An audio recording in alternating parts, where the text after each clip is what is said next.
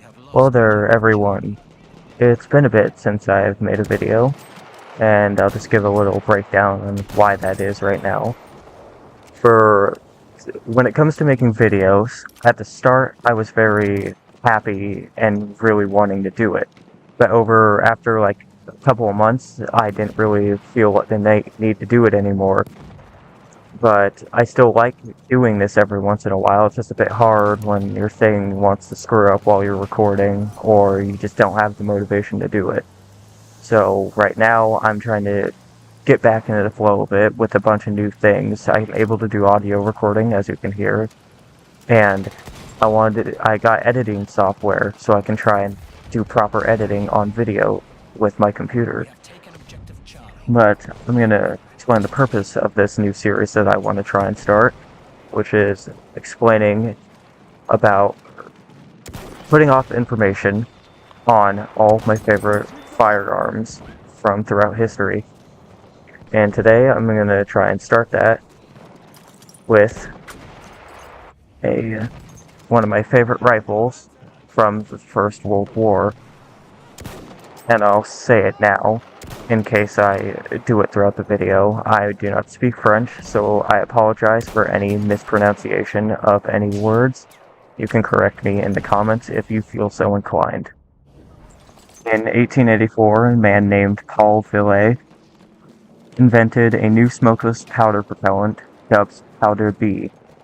The composition had triple the amount of power for the same exact weight as black powder, put off virtually no smoke once fired out of the end of the barrel.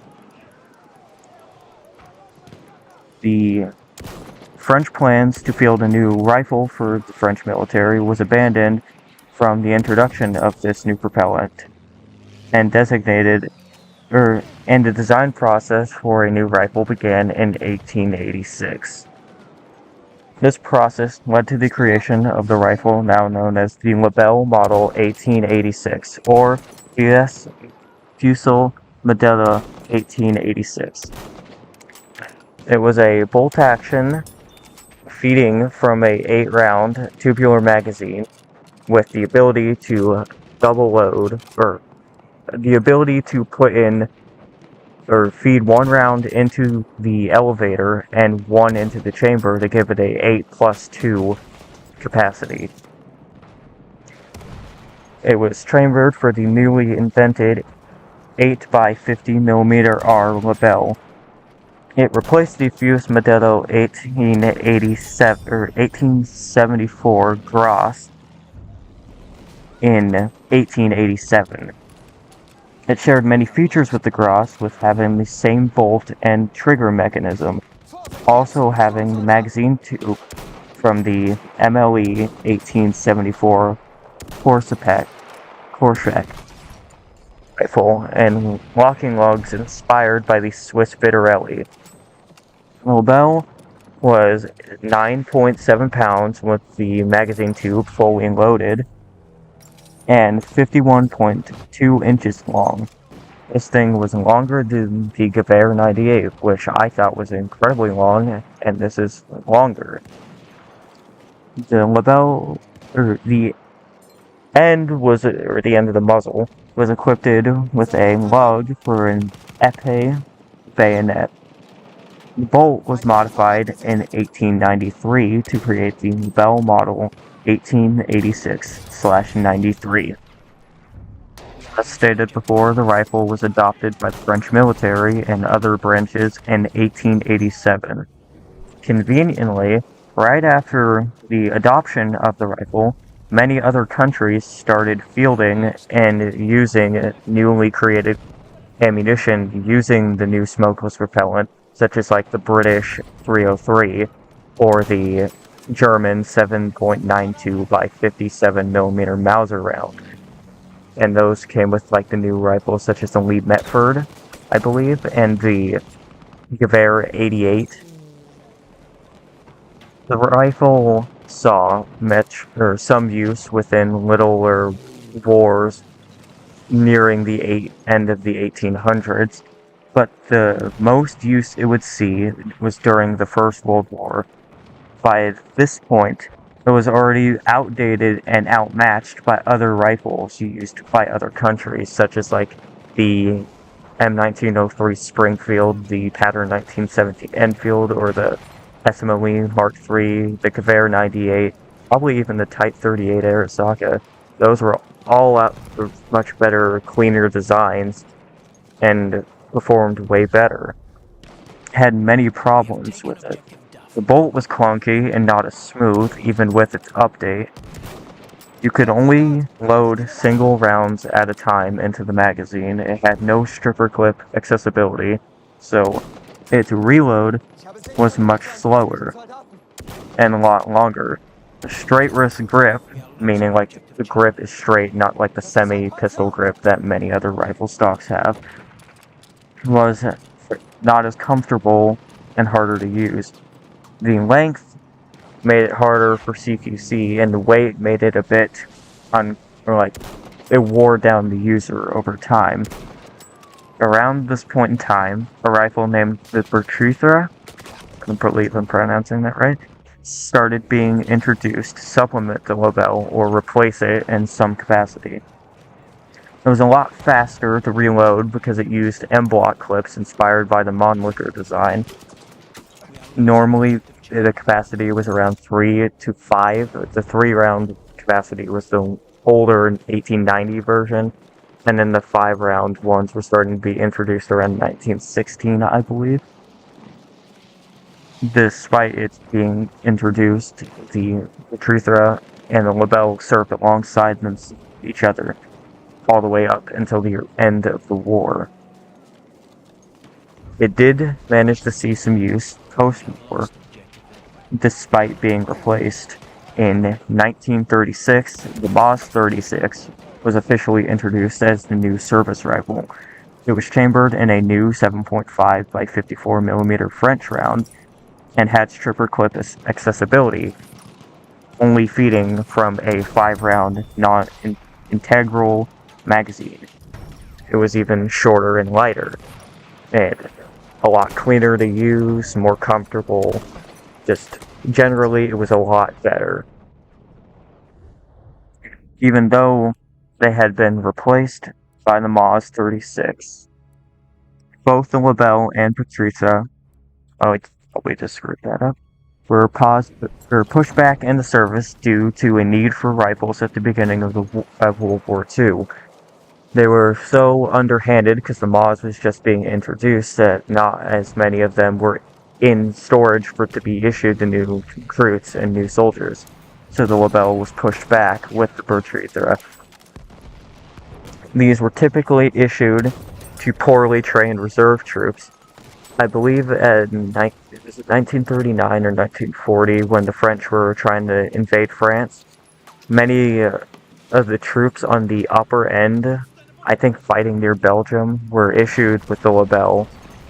They thought they were going to try and push near the lower end of the country, or near the lower end of the defensive line. So many of the troops that fought in that area when it was being attacked by the Germans were still using Lebels. They were, of course, outnumbered, and Germany managed to push into France. At the very end of World War II, the Lebel was finally phased out of service in 1945. The only service it sees nowadays is limited use by other nations or other smaller military groups. And the Bertruthra was still being used up until the 1960s. Now, to the point of this video. Why do I like this rifle, and why do I consider it one of my favorites, many favorites? One reason is it has a very unique design. I don't know what's about it, but the French rifles built around the late 1800s to about the 1960s, I believe, had a very unique design to them that I really like. It's with the Lebel. The Bertruthra is kind of alright to me. The RSC 1917 or the Moss 48 or 44 and Moss 36.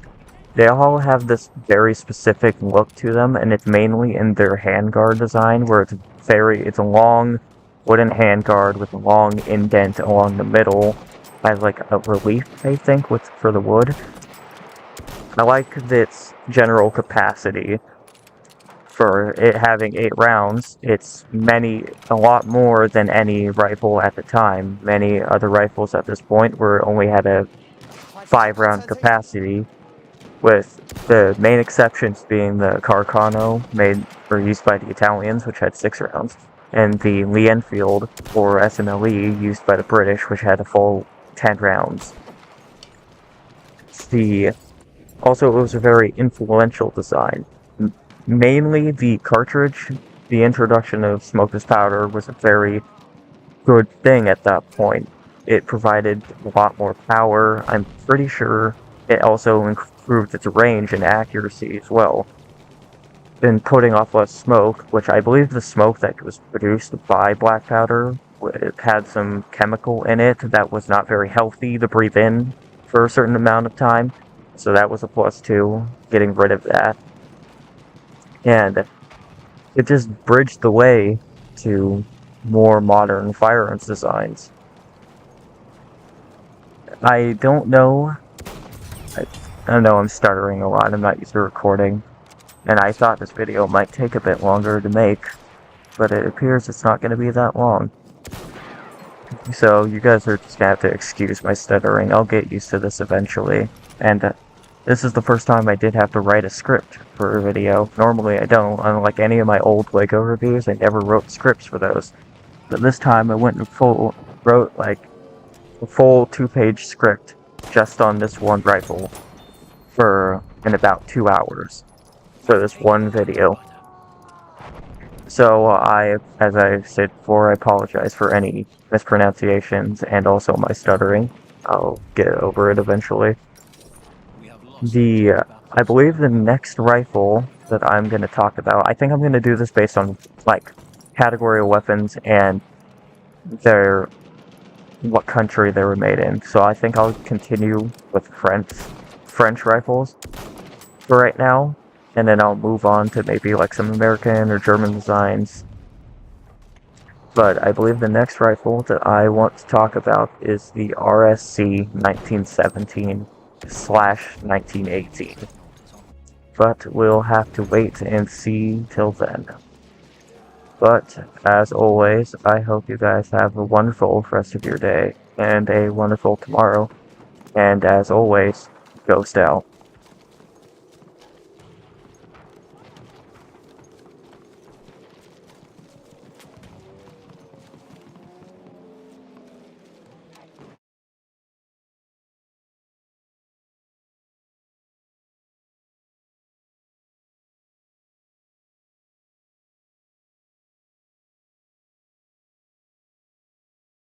Because